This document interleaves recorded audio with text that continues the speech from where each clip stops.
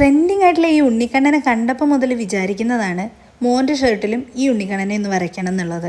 ഋതുവിൻ്റെ എല്ലാ പിറന്നാളിനും ഇതുപോലെ എന്തെങ്കിലും ഒരു ഗിഫ്റ്റ് ഉണ്ടാവാറുണ്ട് കേട്ടോ എൻ്റെ വക. ഒന്നില്ലെങ്കിൽ ചിലപ്പോൾ ഡ്രസ്സ് സ്റ്റിച്ച് ചെയ്ത് അതിൽ വരച്ചതായിരിക്കും, അല്ലെങ്കിൽ ഷർട്ട് എന്തെങ്കിലും വാങ്ങി അതിൽ പെയിൻറ് ചെയ്യുന്നതായിരിക്കും.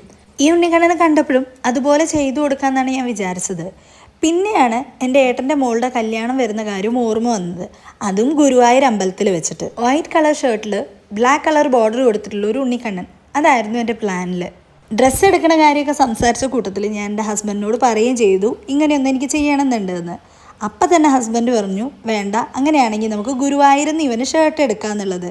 കാരണം വേറൊന്നുമല്ല, എല്ലാത്തിൻ്റെയും ലാസ്റ്റ് മൊമെൻറ്റിൽ കൊണ്ട് ധൃതി പിടിച്ച് എന്തെങ്കിലുമൊക്കെ ചെയ്യുന്ന ഒരു പരിപാടി ഞാൻ ഒപ്പിക്കും. അതുകൊണ്ടാണ് ഗുരുവായൂരിൽ നിന്ന് മോന് ഡ്രസ്സ് എടുക്കാമെന്ന് പറഞ്ഞുകൊണ്ട് തന്നെ പിന്നെ ഞങ്ങൾക്ക് എടുക്കാൻ പോയപ്പോഴൊന്നും അവന് നോക്കിയിട്ടുണ്ടായിരുന്നില്ല.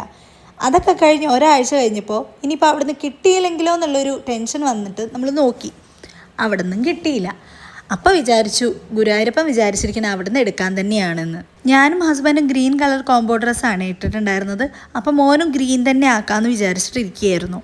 അപ്പം ഇങ്ങനെ ഇരുന്നപ്പോഴാണ് എന്നാൽ പിന്നെ ഒരു മെറ്റീരിയൽ വാങ്ങി ഒന്ന് സ്റ്റിച്ച് ചെയ്ത് വരച്ച് നോക്കിയാലോ, നന്നായിട്ടില്ലെങ്കിൽ പറഞ്ഞ പോലെ ഗുരുവായൂരിൽ നിന്ന് വാങ്ങാമെന്ന് വിചാരിച്ച് തുടങ്ങിയതാണ്.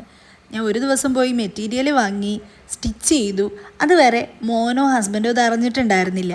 പക്ഷേ സ്റ്റിച്ച് ചെയ്ത് കഴിഞ്ഞപ്പോൾ എനിക്കങ്ങനെ എന്തോ ഇഷ്ടപ്പെട്ടില്ല. അതുകൊണ്ട് ഞാൻ രണ്ടാക്കും കാണിച്ചു കൊടുത്തു. രണ്ടാക്കും പ്രത്യേകിച്ച് ഇഷ്ടക്കേടുകളൊന്നും ഇല്ലാത്തത് കൊണ്ടാണ് ഞാൻ ഈ വരയിലേക്ക് കിടന്നത്. അങ്ങനെ ഡ്രസ്സും സ്റ്റിച്ച് ചെയ്തു, ഉണ്ണിക്കണ്ണനെ വരയ്ക്കുകയും ചെയ്തു, മോൻ മാരേജിന് അത് ഇടുകയും ചെയ്തു. പക്ഷേ 100 ഫോട്ടോ എടുത്തതിൽ ആകെ നന്നായി കിട്ടിയത് ഇതാ.